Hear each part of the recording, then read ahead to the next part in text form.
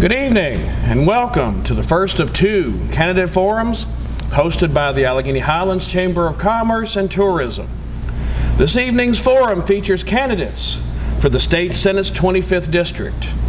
We appreciate each of you taking time out of your day to come be with us this evening, and we thank the candidates for their participation in tonight's event. My name is David Crozier, and I'll be serving as your moderator this evening. We appreciate Clifton Middle School for allowing us to use their facility. We would like to thank Charlotte Williamson, Anita Profit, and Derek Barr for serving as our review panel, and Ingrid Barber for serving as the timer this evening. We also want to thank the Covington Women's Club for co-hosting the forum, and we hope that you will join us for light refreshments at the conclusion of tonight's event. So without any further ado, it's my pleasure to introduce our candidates. Incumbent Senator Creed Deeds has represented the 25th District, which spans from his home in Bath County to the city of Charlottesville in the Senate of Virginia since December of 2001.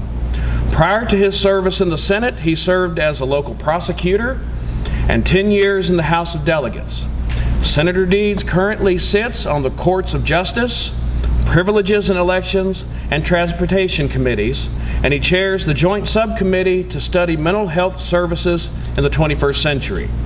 Senator Deeds is a lawyer in private practice and lives in Bath County with his wife, Siobhan. Elliot Harding is the independent candidate for the Virginia's 25th State Senate District. He is a criminal defense and civil rights attorney, having graduated from the University of Virginia and Washington and Lee University Law School, both located in the 25th District. Harding was born and raised in Charlottesville, where he currently lives with his wife, Elaine. Now, we have a few rules for this evening's forum. All questions must be submitted to the review panel. If you have a question, go see the review panel. No questions can be asked from the floor. Each candidate will have 3 minutes to answer each question, and we will rotate the order in which the question is asked. Ingrid, wave your hand. There you go. Ingrid will raise her hand when you have 30 seconds remaining and will stand when your time is up. At the conclusion of the forum, each candidate will have 3 to 4 minutes to present statements about your candidacy and explain why you are running for the 25th District State Senate seat. So let's get started. First question will be for Senator Deeds. This question reads, we have a lovely trail for hiking and biking, the Jackson River Scenic Trail. Perhaps you have been on it. Bottles, cans, plastic, food containers, etc. blow from the highway onto the trail.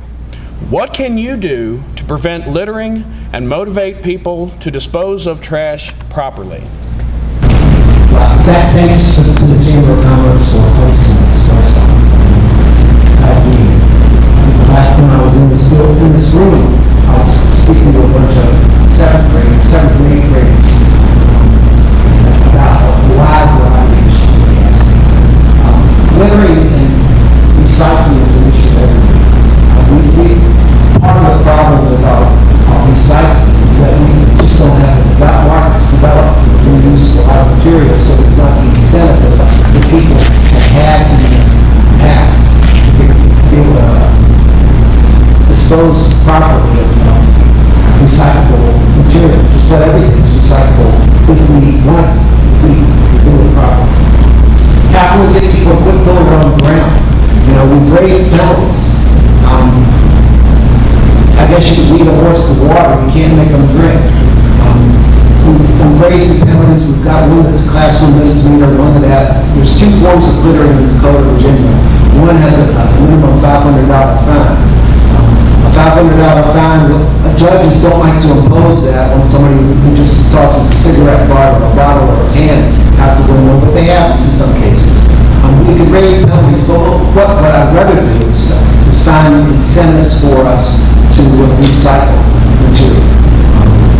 I don't know if we can go back to the days where we had deposits for bottles years ago. When I was a kid, I walked up and down 39 and 42 looking for bottles and cans, bottles we could trade in for there aren't too many merchants that want to put up with that trash at their store anymore.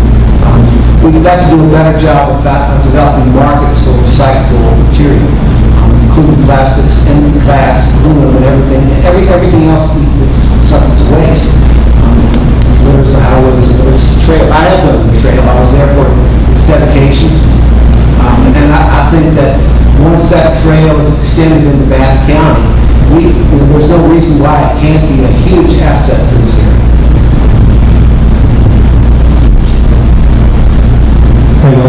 Thank you for doing this. I really want to thank the Chamber of Commerce and the Women's League here in the area for hosting this evening. Thank you, Senator Deeds, for doing this evening. As far as the question is concerned regarding the litter in the parks, something I would note is I do agree with the idea of incentivizing folks to clean it up. There have been times in more urban areas, higher density areas, where folks who are seeking funds, seeking a few dollars here and there to be able to get by. You see them out there cleaning and being able to get those nickels and dimes and quarters to be able to add up and hopefully clean the streets and make do. So whether it be in a rural area or a high density area, I think it's something that folks should be able to do.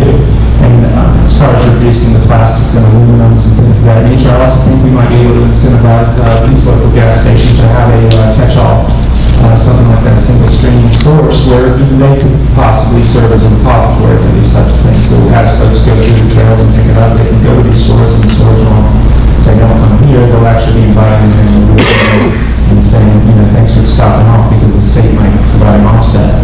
I'll also note that up in our area, up in Albemarle County, in Charlottesville, there's a regional jail up there where folks are able to work, while they're there before they reenter, they're able to work off their court costs and fines by going around the area and picking up litter, picking up trash. And that's something that I think that all regional jails should be able to offer as a program. Folks, it's somewhat similar to a work release, but they're not going to a full-time job. They're working on behalf of the local community, be able to keep it pristine, keep it clean, and you monitor the public lands as well, not just the parks, but also maybe your courts and schools to be able to make sure that there's not trash around there too. So I think that's something that should be offered in every regional jail as a way to offset these court costs and fines by going out there, cleaning up the trails, cleaning up the public areas, so you're not coming out with such a burdensome debt once you're finally released. Okay. Mr. Harding, this question is for you to start with. Governor Northam seems unambiguous regarding his stance on abortion. Would you support legislation limiting abortion and/or defining birth? I think birth is defined. Birth happens when a child passes the birth canal into the world. So, insofar as the state defines it as anything other than that, I think that would break far outside any type of medical norm or just reality of biology as far as birth is concerned. I think what the governor said up on the WTOP radio program and what Kathy Tran was pushing, I think those are abhorrent positions to have. I think they are extreme. Because I think I saw the poll, something around what Governor Northam was advocating for, if taken to its fullest extent, like 70% of the country agrees with something that strong. The idea of a child being born and then being subject to anything other than life-saving care is wrong. Now, insofar as life is concerned, I'm very concerned with the direction that the Commonwealth is going to go if the General Assembly flips this next term. I'm not going to go so far as to push for bills like Georgia and Alabama at this point. I want to see how the law plays out. The Supreme Court has spoken on this issue, and I'm not looking to become the third or fourth state to try to get a bill before the U.S. Supreme Court. I do think that our bills right now could be strengthened in a way that incentivizes folks not to have unplanned pregnancies. One thing that I think the federal level should do is consider over-the-counter birth control to be available. It's not right now. I think that's a bipartisan solution that folks would be open to seeing, and I'll do my best as a state senator to work with our congressional delegation to make sure both parties in Virginia and the delegation can push in that direction as well. I'm glad we had this question really get out of the way. governor misspoke in many respects this past winter. The bill was overbroad. It included provisions that weren't necessary, and I'm not confident that the person that introduced the bill even read it. That being said, that bill didn't pass. It wouldn't become the law today. It wasn't going to become the law this past winter. I'm pro-choice. I think the woman and her doctors will make the decision. Third trimester provisions that bill spoke to, the reason why it was overbroad is that 2011, at the latest, was when the third trimester abortion was even performed in Virginia. Just something that doesn't occur here. It doesn't occur often. When a child is born, you call it a birth. There's no such thing as an abortion after birth. So the governor just misspoke or was taken out of context. Now the good news is, nationwide, just about every state, the number of abortions has decreased. We've got a 40-year decline, lowest number of abortions we've had anywhere in 40 years. And part of that is because birth control is more available than it's ever been. Part of that's because of the Affordable Care Act. More birth control is more available. But there are also some other issues like fertility and just the lack of birth. There's been a slowdown in growth nationwide on births. So that bill wasn't going to pass, didn't pass. I wouldn't have voted for it. But I am pro-choice. All right, Senator Deeds, this next question will start with you. What are your views on legalizing marijuana? What are my views on legalizing marijuana? I've practiced law for 35 years. I've represented an awful lot of people for possession of marijuana. I prosecuted people for possession of marijuana.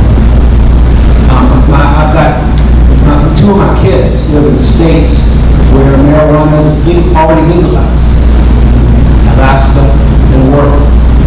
I've also spent a little bit of time talking to legislators in both Colorado and Washington. More important than talking to legislators, talking to the financial analysts, the people that put the budget together that can tell me how it was done out there. Washington and Colorado are the two states where legalization has probably been the most successful, and it produces between $250 and $340 million a year annually in revenue to the general fund budget. And that still amounts to about less than 1% of total revenues, but that's significant. Most encouraging news in Colorado is that legalization has not, we've not seen an increase in the number of young people, minors, using marijuana. So that's encouraging to me. I would put marijuana, if I were king for a day, I would put marijuana in the same category as alcohol and tobacco. I don't think it's necessarily harmful. I don't think it's a great and wonderful thing. I think I would prefer to decriminalize it, to take it out of the criminal courts, take it off of people's criminal history records. But I would also prefer studying and taking the approach of Washington State and Colorado to make sure that if we legalize it, we can do it properly. And here are a couple of big issues. Number one, you have a test, a blood test or a breath test to determine what impact alcohol is having on the person's ability to drive. You don't have that for marijuana. When a person drives with marijuana, what does it mean for them to have a certain percentage in their blood system? We haven't developed that. The science hasn't developed that far yet. Then the second issue is, what do you do if you're an employer and your employees come in with marijuana in their system? If it's legal, is it all right? I mean, there are a couple of issues we still have to figure out. So I would propose decriminalizing and studying legalization. Last year, Virginia arrested 29,000 people for a 20-year high, no pun intended, on marijuana arrests. It cost us $63 million to do that. The odor of marijuana is the #1 cited source in all police reports as to the method of investigation during a stop on the side of the highways. Whether marijuana is found or not is irrelevant as to whether or not they can get in the car and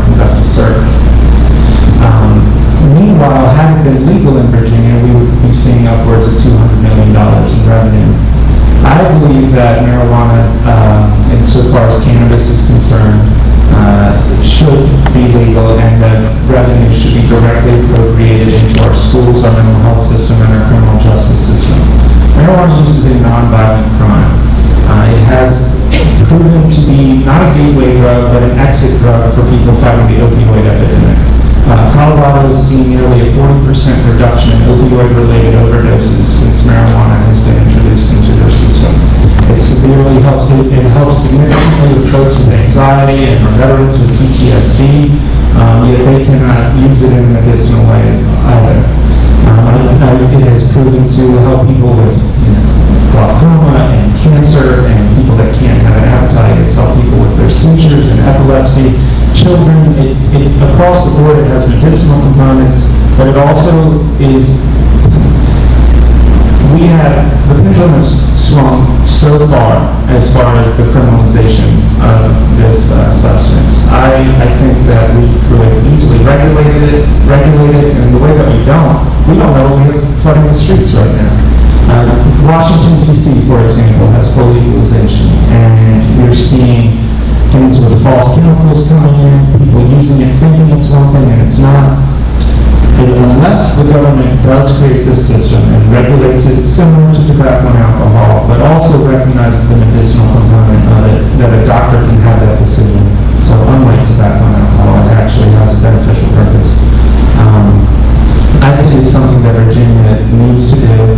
I think those revenues could offset a significant benefit, a significant cost in Virginia, where it will serve as a large benefit.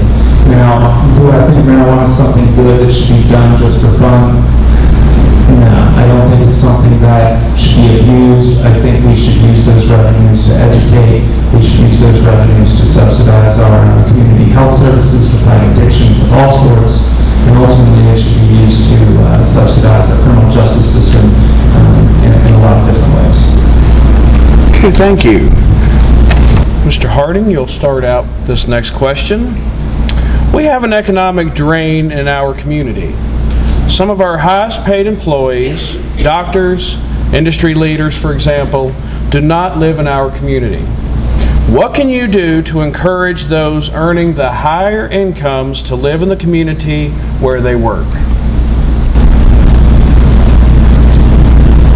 I think most people want to live near where they work, but they ultimately make the decisions where they live very often based on where they want to send their kids. I think our school systems are a major driving factor in where families lay their roots. I saw today, I think the State Board of Education listed all the schools in Virginia that met full accreditation and those that did not meet full accreditation. I think there are around 9 in the 25th district that did not meet it, 2 in Allegheny and 1 in Covington. I think that folks have had this debate about merging schools in the Covington and Allegheny area. I think that is a hot debate that the locality should decide, but the state needs to provide everything possible to allow for that to happen if that is the decision that the two municipalities choose. And I think that can potentially serve as a very beneficial outcome, and therefore, thereby drive people into moving there and expanding their roots. I also think that transportation is another factor, getting to and from Roanoke on the 220 side. I think a lot of these folks that work up here but maybe live in Rockridge or live down in Bogota and even near Roanoke or even West Virginia, I think we need to make sure that they feel like they have an easier access to commerce. And so I think some people want to live closer to maybe Lexington, closer to Roanoke. And if we can drive up commerce here in the Covington, Clifton Forge area where they feel like they can go out there and have a good time, and have that recreational time, and have that family time, it's something that will drive people wanting to live where they work. One of the things that's scared me for a long time is the knowledge that this community has lost population every day since Hurricanes Burn in 1980. We have so much to do, and I don't disagree entirely with my friend here. Part of it is building up the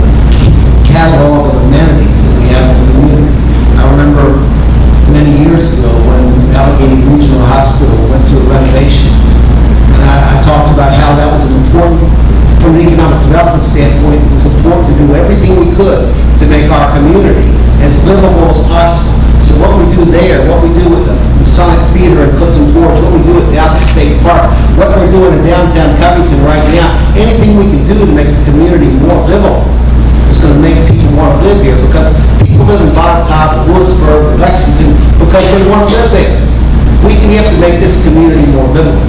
And that, I think we have enough and bolts for doing that right now, right here. But we have to have a strong healthcare system. We have to have a strong school system, educational system. Covington, Allegheny County, we have to have a strong school system. We have to support our state parks. Jackson River Park we were talking about a couple of questions ago.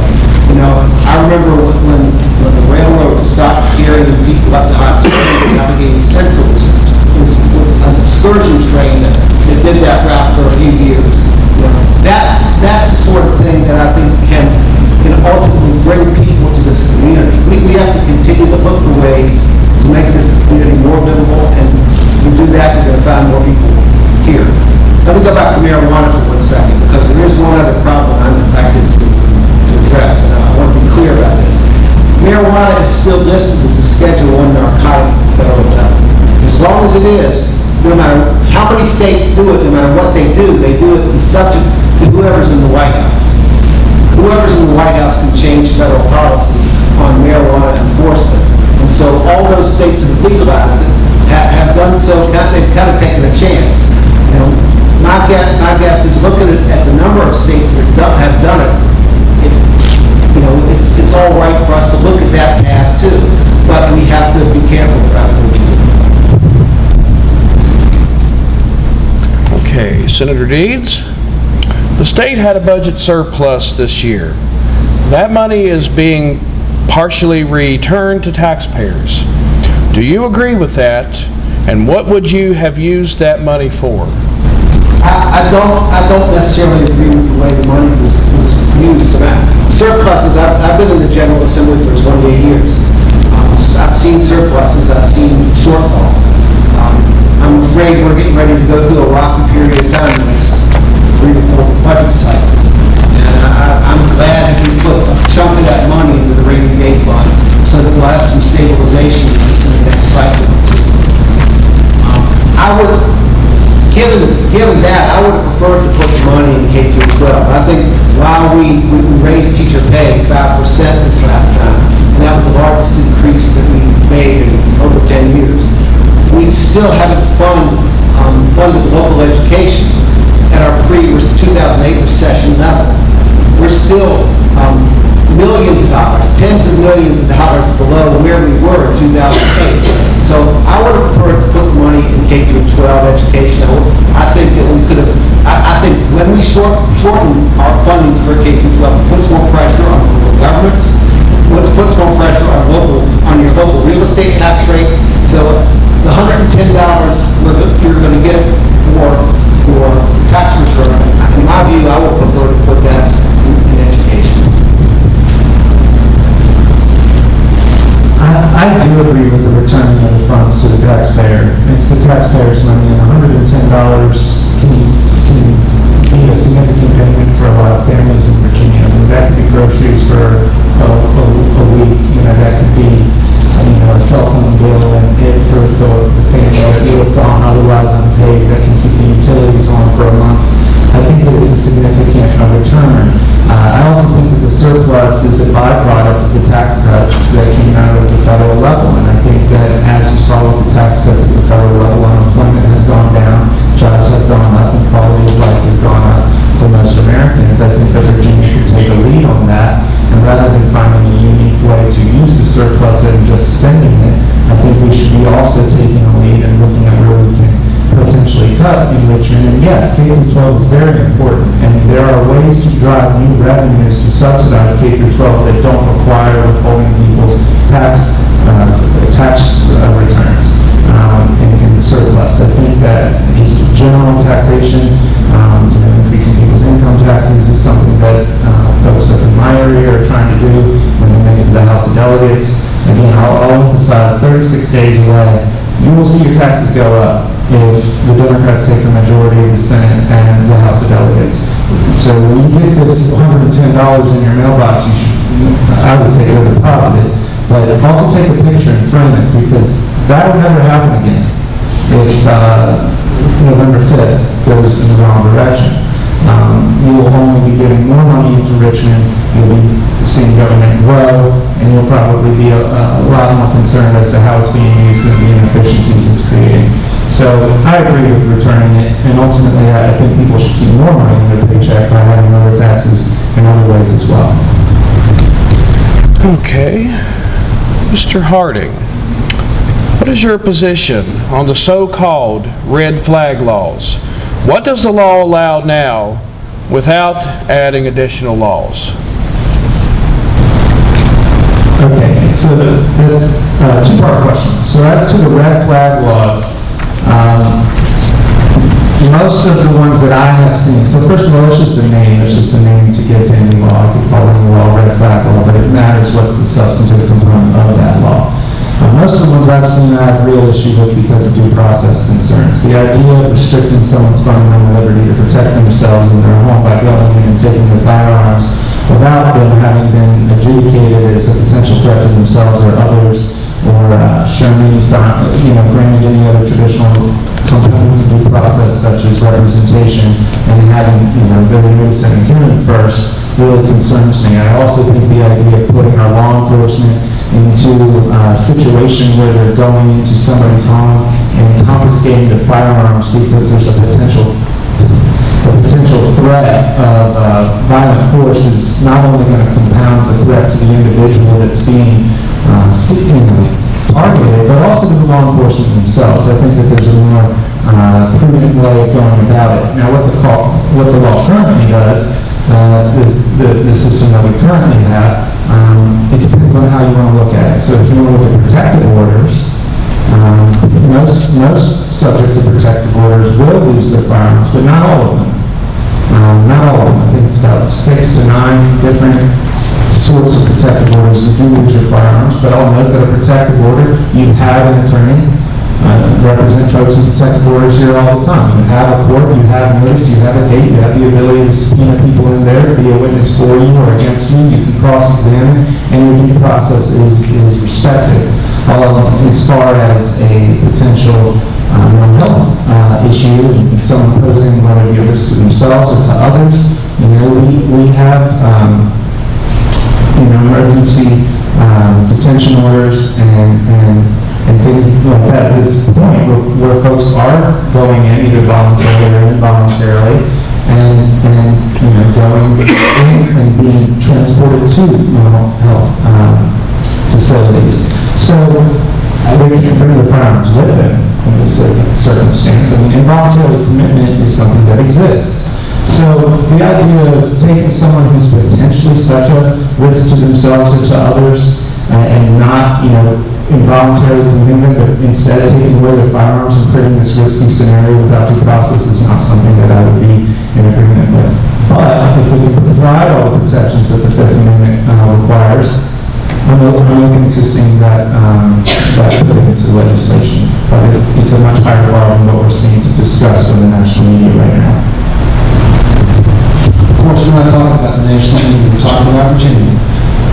Right now, if you're a felon, if you've committed domestic assault, if you have been subject to a temporary detention order, that means that you've already been found to be a danger to yourself or others, or unable to take care of yourself, you lose your firearm. If you're also subject to one kind of protective order, a permanent protective order, you lose your right to possess a firearm. Red flag law has nothing to do with mental illness. The red flag means that somebody in the law enforcement community, a magistrate or a family member, has gone to not a magistrate, I apologize, a law enforcement officer or a family member has gone to a magistrate and then to a district court judge and shown that there's a red flag that my husband or my brother is in the man's opponent right now, and he's threatening to shoot somebody, he's got a gun, he's going to do something. A red flag bill is a temporary removal. If they can establish that, it's temporary removal of a firearm from the home. that I think there have been 18 states that have passed those laws. There are only 2 studies that have anything to do with results, showing people results of those laws.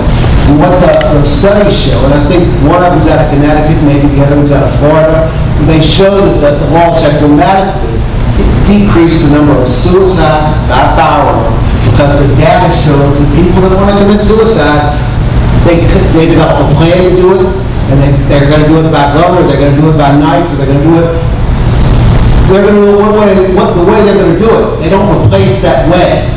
So you take the firearm out, you reduce the number of suicides by firearm. Number 2, it's also decreased the number of domestic instances that escalate to lethal violence. So I've supported, and under Virginia, the proposal we've made, and I support it, is one that would allow for the red flag law to become law, but only if a person's rights are protected by having a due process hearing before a magistrate that can be appealed to a district court judge, so the person has the opportunity to be represented by counsel and meets any objections that have been voiced.